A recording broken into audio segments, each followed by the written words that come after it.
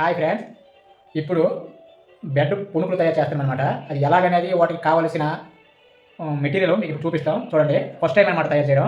మేము ఇదే మొదట చేయడం ట్రై చేస్తాం. బ్రెడ్ అనమాట, దానికి కావాల్సిన మెటీరియల్ పచ్చిమిర్చి, అల్లం, వెల్లుల్లి, మసాలా, గరం మసాలా, ఎర్రఉల్లి అనమాట, అది కొత్తిమీర, కారం, సాల్ట్.